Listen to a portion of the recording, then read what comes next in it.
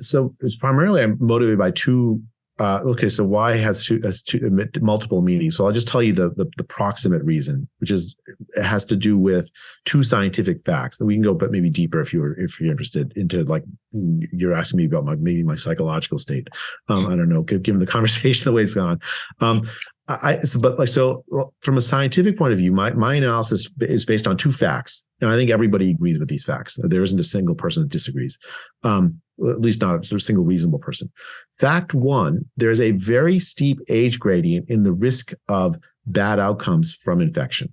Mm. Now, it's true that young people and children can be harmed by this disease, but it's much, much, much, much less likely than an old person. I did a study, as I said at the beginning of the conversation, of how widespread the disease was in Santa Clara County, California, in April of 2020. I did a similar study in April of 2020 in LA County. They all reached the same conclusion, that there's this very steep age gradient in mortality. And you find basically this everywhere. 80% of the deaths are people over the age of 65.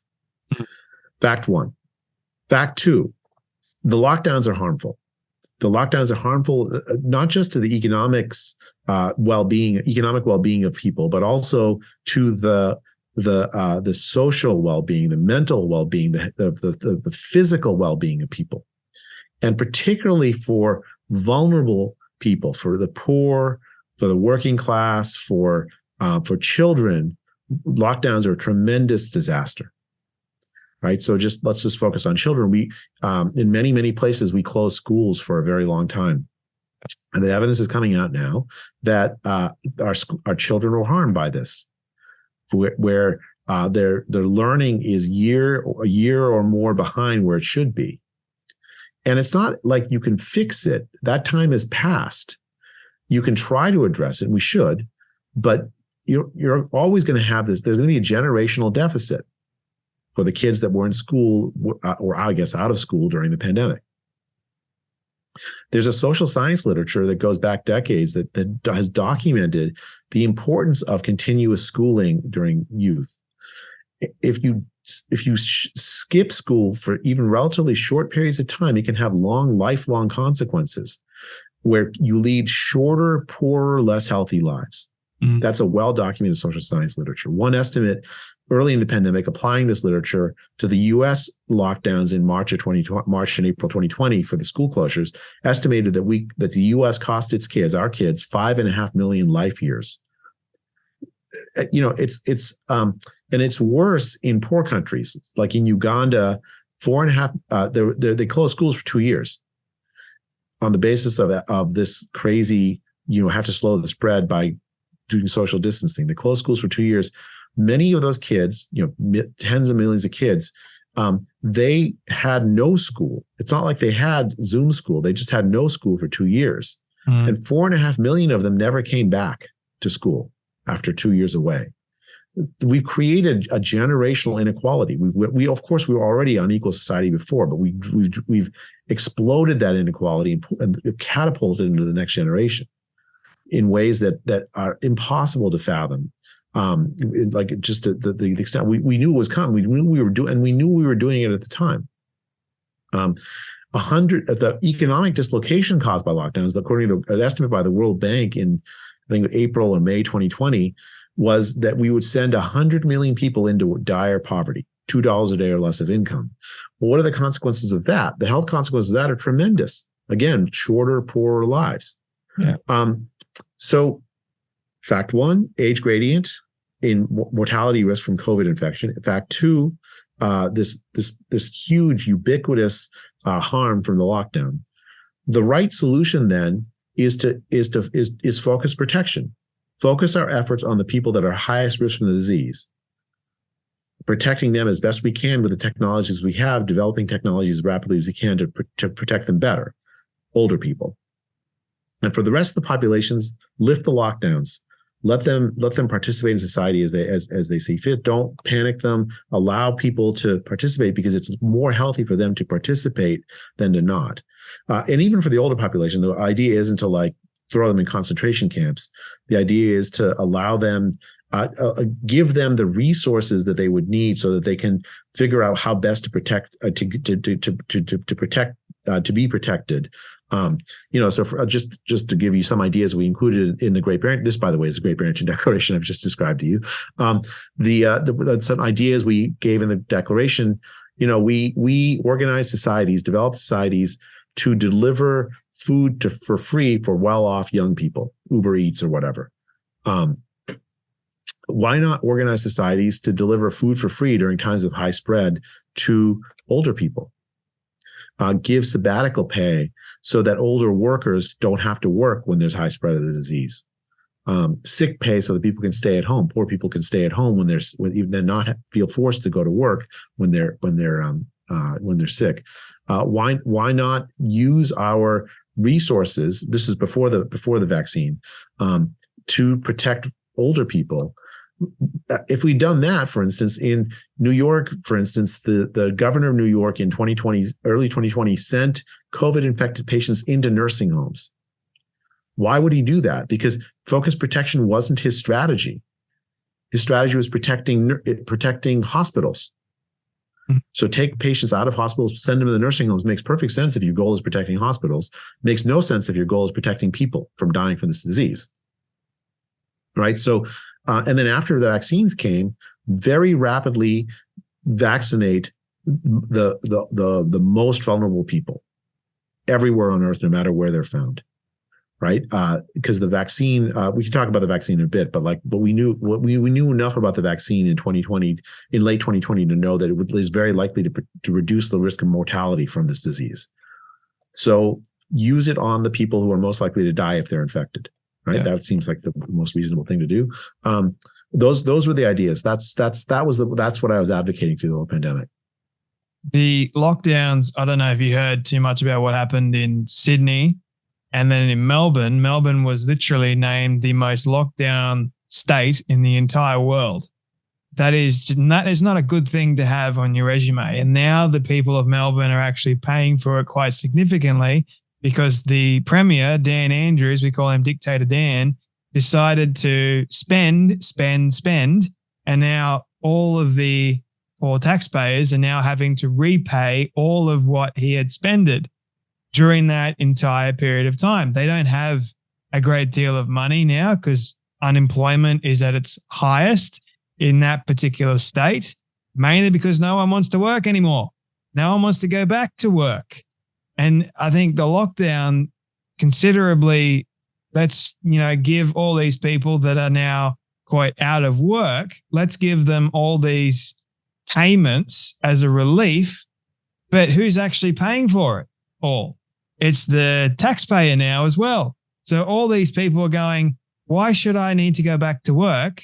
I'm just going to go off everybody else's that's actually going to work. I'm going to go off what the government's giving me.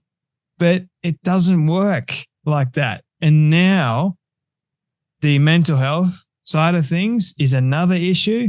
Kids are losing social skills. They're depressed. They're miserable. I don't even know what in the world they were thinking at the time. I think they were just going, the first lockdown was like, I think I was a little bit naive, right? Fair enough. We need to try and stop the spread, but we didn't stop the spread. It kept going, even though there weren't so many people out and about. And I was going, what's happening here? It's like, if there's no one really out and about, why is the disease spreading like wildfire? They're telling us, wash our hands, social distance. I mean, social distancing is an infamous term now, right, Jay? And then mask up. They were telling us that masking was really, really effective. But even when you did mask up, you still got the disease. So it wasn't effective. And now the media is going, the ones that said that we're anti-maskers or anti-vaxxers and all those sort of deal, now the media is going along with it. And it's all changed. And I'm going on a little bit of a tangent here. No, I think the Australian experience is so interesting. So I actually had the privilege of visiting Melbourne and Sydney last summer. And I wandered around the Melbourne CBD. They actually had little stickers in 2022 encouraging people to come back to the CBD because all of the stores that had closed down because of the loss of business. 270 days, I think, of lockdown in Melbourne. Nuts. Where you weren't even allowed to go outside for more than, you could go for like an hour or something for exercise in an hour. And if you were seen with someone else, you could be arrested. I saw a video from Sydney where they were essentially beating young children who weren't masked, the police. I mean, it was just a brutal application of police power to impose lockdowns. But it's okay. So I want to the Australian experience is so different than the American experience. I think it's worth just giving you my just a few minutes of my views. So because I think if you go through this, so the lockdowns in the U.S. utterly failed to stop the disease spread. Right, that we locked down in the middle of March 2020, the disease still spreads. Huge waves of cases in that spring. Then more cases, waves of cases in other places that are locked down in the spring, in the summer in the south, and then again in the winter 2020, a huge set of 2020-21, a huge wave of cases. Right. The lockdowns, if thought of them as like stopping the disease from going, or making the disease go away, it didn't work in 2020. Australia had either the fortune or misfortune, I don't know how you want to characterize it, of when the disease arrived in March of 2020 to Australia. So let's say March, or probably a little earlier, probably arrived, but like let's say March 2020. You were in your summer. We were in our winter. The disease spreads more easily in the winter than it does in the summer. When you locked down in March 2020, it probably did stamp the disease out. It hadn't really spread very far, and it was, the atmospheric conditions were such that it wasn't going to spread very easily. So it looked like in the summer of 2020 that Australia had done the right thing.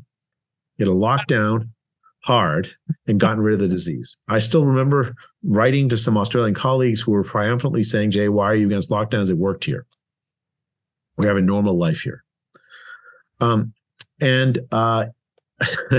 laughing, I can tell, Jay, because I have to set this up with like the right. I think this is what happened, right? Yeah. Please correct me. I wasn't living in Australia at the time. I was an outsider looking in. No, you're right. You're right. And then the disease came back to Australia. You close international borders so that even people who were expats living outside of Australia couldn't go back home to bury their family members that died. If you did manage to come back, you would have to have, like in New Zealand, you had a lottery. You weren't only, I mean, if you did manage to come back, it would cost you, from the United States, $10,000 for a flight. And then you'd have to sit in a hotel room for 2 weeks while you quarantined to be negative. I even saw stories where people weren't allowed to cross, from Sydney to Melbourne to go be with family. Right. So that internal travel was closed down. Whenever there was a single case, you would get this tremendous lockdown. Dan Andrews, I mean, I remember watching some of his video, his like press conference. He just looked like he was a man on a mission, right? And the only thing that mattered to him was COVID. Can't let a single COVID case into this. And when there's one, you want to root it out. And anyone who got COVID was like, like a social miscreant, like a bad guy. I remember this one video, I think it was out of Australia, this quarantine. This person who was in quarantine, he was in this elevator escaping, and it was like an all points bulletin to like go find the guy that had escaped. You're a criminal. Yeah, I think literally, right? Yeah. You had this like draconian lockdown that had caused all the harms you're talking about. People died at home with heart attacks in Australia. People died. The mental health consequences. I mean, I have personal friends whose children committed suicide in Australia, right? The mental health consequences. I mean, it happened in the U.S. too, by the way. This is not I don't mean to say Australia is unique in this. Wherever lockdowns happen, that happens. It causes depression, it causes anxiety, it causes deep mental health problems. It leads to drug overdoses, whole kinds of other pathologies, and that happened in Australia, right? And then the vaccine arrives. The whole goal of the lockdown strategy, if you're going to make a case for it, was to get to a place where we have an effective technology to protect you against the disease. Now you have one.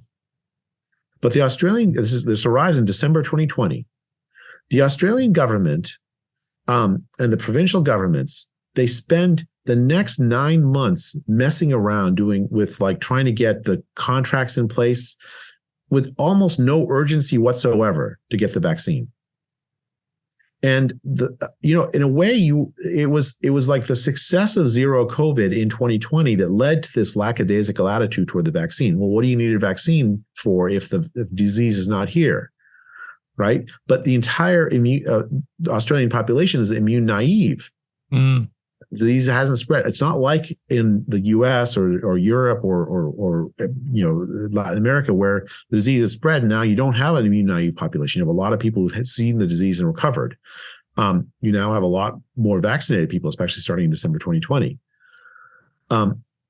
Instead, the Australian government just sat there, and during that time, you had lockdown after lockdown after lockdown because you can't stop the disease from spreading. You cannot, even if you're an island in the South Pacific, you can't stop the disease from spreading. It's going to come back. You have to like close yourself away like a bubble boy forever if you want to not ever get this disease. It's not possible.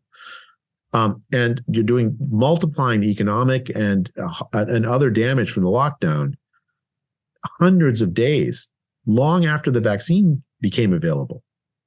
What excuse was there for that? Why not buy enough vaccine doses to protect all the older people that you can, and then you buy more for people who voluntarily would want that are younger because they're scared, and then open up. That could have happened. You could have been open by February 2021. We could have been. Yeah. And then Omicron hits. And whatever possibility there was of stopping the disease, it becomes laughable. It's obviously not possible at all anymore. And the policy shifts overnight without any notice from the government that, oops, we were wrong. Oh, sorry, we made this mistake. No, that's just all of a sudden it went from one case leads to dozens of days of lockdown, draconian lockdown, people locked in their apartment buildings, to, well, okay, we're done. No, we're just not even going to talk about it. Right? I think that is my view of, at least, and this is an outsider view, so you please correct me, Jay, if I'm wrong, but that was my view of the Australian policy. Seems like a failure basically on every front. And if you look at on the head. Yeah. I mean, and if you look at, if you compare all-cause excess deaths throughout the pandemic in Australia versus Sweden, which followed a much more reasonable policy, I think, no lockdowns. They kept schools open for everyone under 16 through the whole pandemic, basically. No forced school closures, no business closures, churches were allowed to meet, so on. Their all-cause excess deaths through the pandemic are lower than Australia and have been, I think, since the middle of 2021.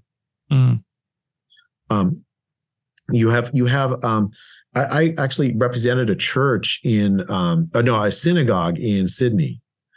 I think it was in 2020. I think, yeah, it was 2021. And the synagogue, they wanted to celebrate High Holy Days.